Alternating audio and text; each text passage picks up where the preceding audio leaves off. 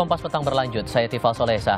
2 bulan jelang berakhirnya pemerintahan Joko Widodo Ma'ruf Amin, Presiden meminta maaf kepada rakyat Indonesia atas kesalahan yang dilakukan selama menjabat. Ia mengaku tak bisa menyenangkan semua pihak selama memimpin pemerintahan 2 periode terakhir. Hal itu disampaikan Presiden dalam agenda zikir dan doa kebangsaan jelang Hari Kemerdekaan Indonesia di halaman Istana Merdeka Jakarta. Di tengah sambutannya, Presiden meminta maaf atas ketidaksempurnaannya sebagai pemimpin. Presiden pun bilang sebagai manusia biasa, ia tak mampu memenuhi harapan semua pihak.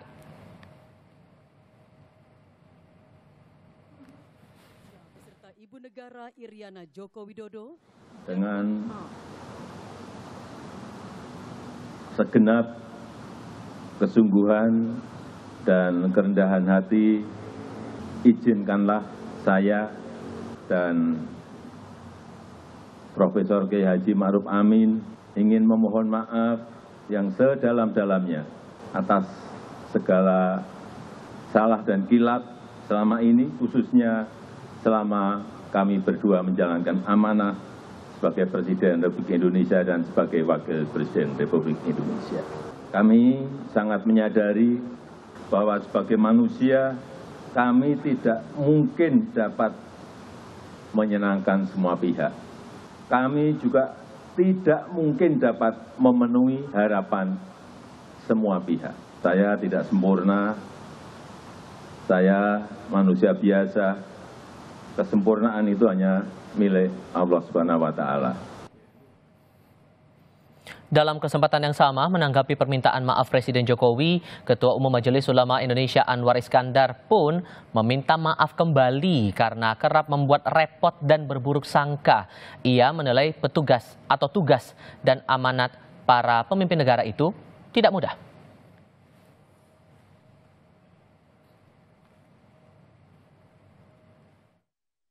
Kalau Pak Jokowi tadi menyampaikan bersama Pak Kiai Ma'ruf minta maaf. Kalau boleh saya mewakili panjenengan semua, boleh enggak? Kita maafkan, Pak. Bahkan mungkin kita ini juga lebih dari minta maaf kepada Bapak-Bapak sekalian. Karena telah bikin repot segala macam. Kadang-kadang itu suudon saja. Kena yang enggak, ketemu yang enggak, maido tok, Masya Allah. Ini gimana ini? Di lain pihak, menanggapi permintaan maaf Presiden Joko Widodo jelang akhir masa jabatannya, juru bicara PDI Perjuangan Chiko Hakim menilai sudah terlambat. Kata Chiko, permintaan maaf terlambat karena menurutnya banyak kerusakan yang terjadi pada masa pemerintahan Presiden Jokowi. Salah satu yang disebut Chiko yakni pembegalan konstitusi untuk meloloskan anak Jokowi maju Pilpres.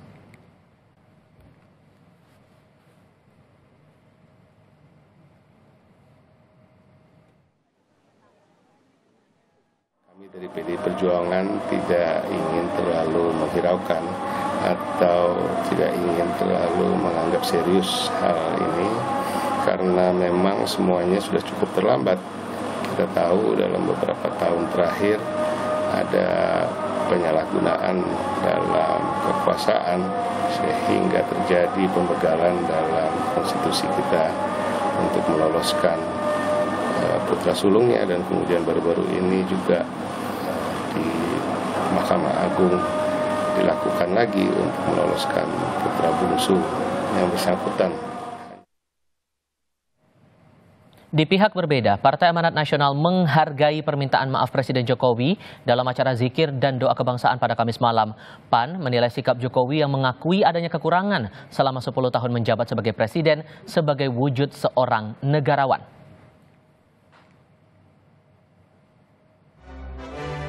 Partai Amanat Nasional mengapresiasi dan menghargai ucapan permohonan maaf Bapak Presiden Jokowi yang disampaikan dalam acara zikir dan doa kebangsaan kemarin malam.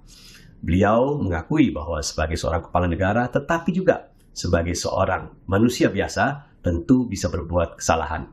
Ini adalah sebuah bentuk kenegarawanan beliau yang mengakui adanya kekeliruan, kekurangan, ataupun kesalahan dalam 10 tahun pemerintahannya.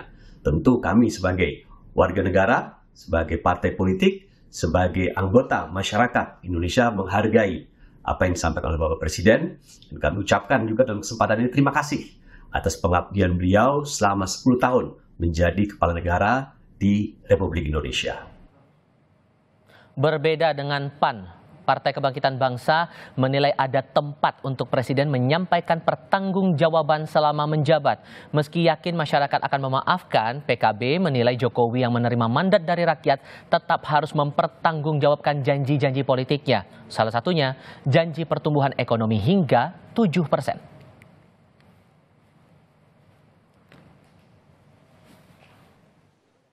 Tapi selaku Presiden, itu ada laporan dan pertanggungjawaban kepada masyarakat Indonesia terkait dengan janji-janjinya, terkait dengan kepercayaan yang sudah diembannya, terkait dengan mandat sudah sampai di mana.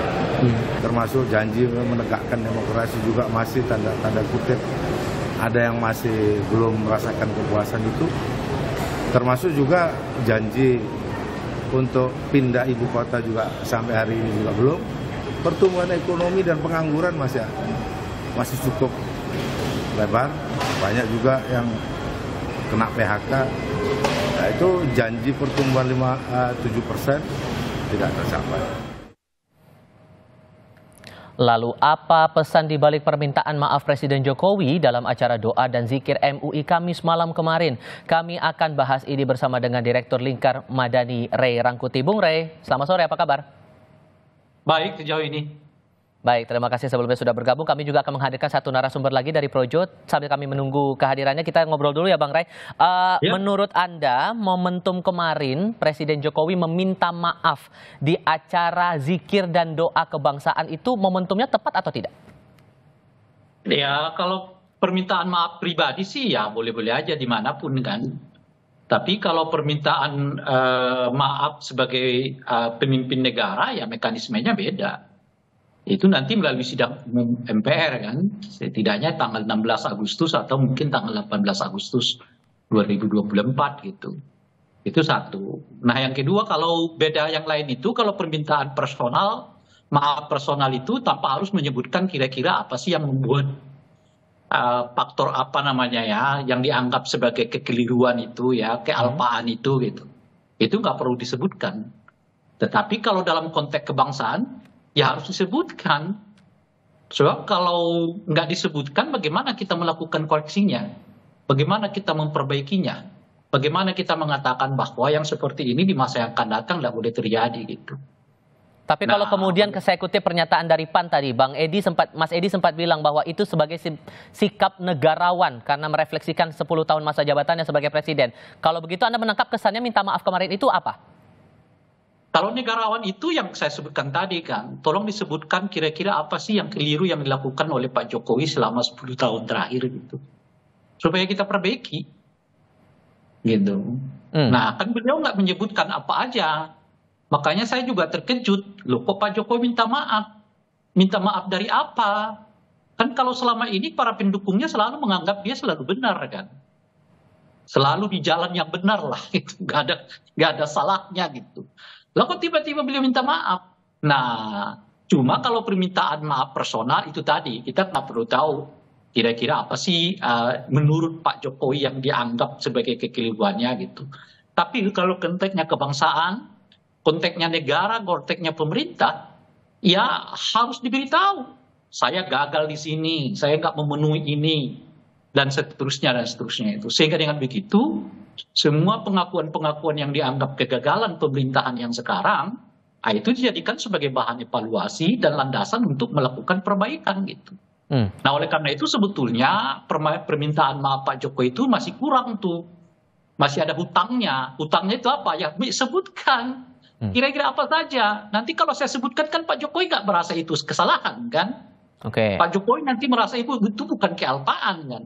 Misalnya soal revisi undang-undang KPK misalnya kan. Soal makin maraknya nepotisme misalnya gitu ya. Soal pemberian izin tambang kepada ormas-ormas misalnya gitu. Nah itu semua kalau kita sebut kesalahan dan bukan kesalahan bagi Pak Jokowi bagaimana? Oke. Repot gitu. Kalau Makanya kemudian menurut saya saya sangkut pautkan harus dengan segi ditindaklanjuti. komunikasi politiknya, tapi kan saya pikirnya tidak ada asap kalau tidak ada api, tidak ada sebab kalau ada akibatnya begitu, maupun Nah, sebaliknya. Kalau oke. Anda melihat dari komunikasi politiknya ini maksudnya mau mengarahkan kemana? Iya, ini kan saya melihatnya dari dua hal. Pertama adalah masa terakhir kepemimpinan Pak Jokowi ini banyak mengalami kegagalan, ya. Bukan hanya ditolak rakyat Indonesia, bahkan ditolak oleh partai-partai pendukungnya sendiri. Misalnya soal UKT. UKT itu kan ditolak oleh Pak Prabowo, gitu ya. Pak Prabowo adalah pendukung Pak Jokowi. Masalah Tapera, meskipun nggak ditolak oleh partai-partai pendukungnya, tapi tidak ada satu partai kelihatan yang muncul ke depan mendukung usulan Taperanya Pak Jokowi, gitu ya. Lalu soal anaknya maju di DKI Jakarta, ya kan, tidak ada partai yang berani mengusungnya, gitu kan. Dan terakhir tentu saja soal IKN. Jadi kalau kita runtut sebetulnya banyak lagi soal beberapa aturan yang kemudian mentok, termasuk di dalamnya adalah soal makan siang gratis, Makan bergizi gratis, yang 460 sekian triliun cuma dapatnya 77 triliun kan gitu. Jadi banyak program-program Pak Jokowi itu yang kelihatan gagal di ujung masa kekuasaannya. Itu yang pertama.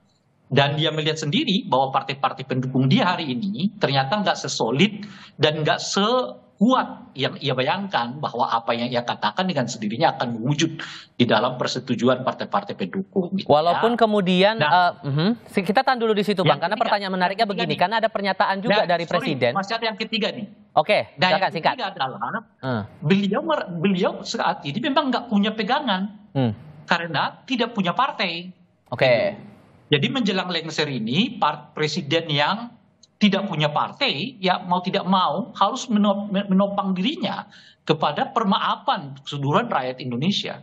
Dalam konteks itulah ya Pak Jokowi mungkin menyampaikan permaafan itu gitu. Oke, kalau kita merinci lagi, salah satu kalimat yang menarik disebutkan di situ, mohon maaf karena belum bisa penuhi semua harapan rakyat. Kalau yang Anda cermati, harapan yang paling jauh terwujudnya apa? Tapi nanti jawabnya ya, kita akan lanjutkan lagi diskusinya di sesi berikutnya. Usai jeda berikut ini.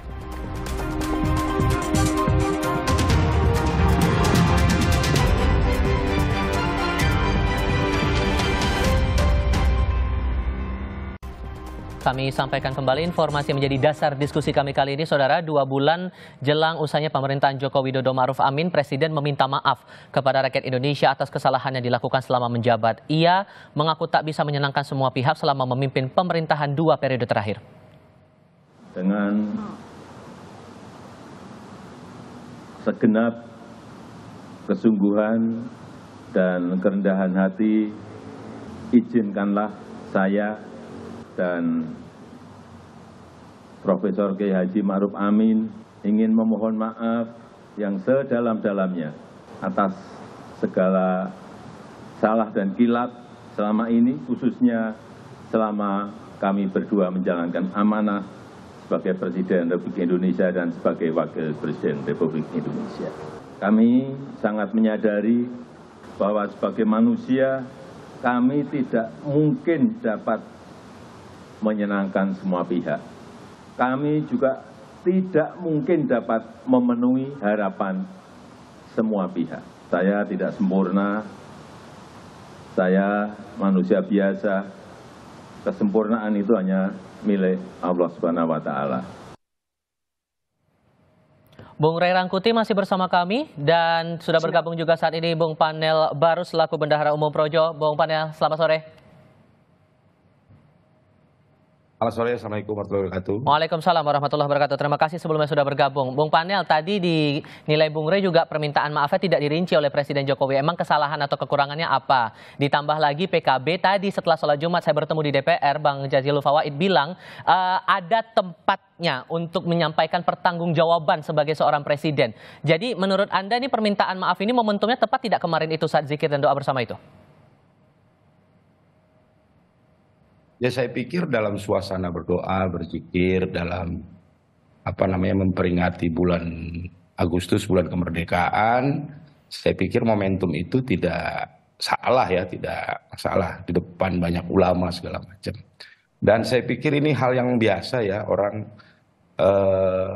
Pak Jokowi dia akan mengakhiri masa jabatannya ya di bulan Oktober, di momentum yang baik tadi malam dia menyampaikan permohonan maaf ke seluruh rakyat karena memang seperti yang beliau sampaikan tidak ada yang sempurna manusia itu. Sempurnaan hanya milik Tuhan. Gitu. Tentu dalam memimpin di periode kedua ini juga mungkin ada kekurangan, tidak bisa memuaskan berbagai pihak karena juga di periode kedua banyak sekali tantangan yang dihadapi oleh pemerintahan Jokowi Maruf Amin. Di awal periode 2019, negara kita dan seluruh negara di dunia juga menghadapi satu krisis yang disebabkan oleh COVID-19. Tentu banyak kebijakan-kebijakan, banyak pilihan-pilihan keputusan yang harus diambil, dan terkadang pilihan-pilihan keputusan itu belum tentu sepaham gitu ya, atau disetujui oleh semua pihak. Tidak mungkin satu kebijakan disepakati oleh semua pihak. Saya pikir begitu. Oke, tapi kalau di sisi lain juga kita lihat ada puncak kekecewaan publik di momen-momen kita menghadapi Pilpres, masalah putusan MK nomor 90, banyak guru besar yang juga menyatakan kekecewaan dan disebut-sebut ada cawe-cawe Jokowi dalam Pilpres itu. Mengapa Presiden tidak mengambil momentum di saat itu menurut Anda?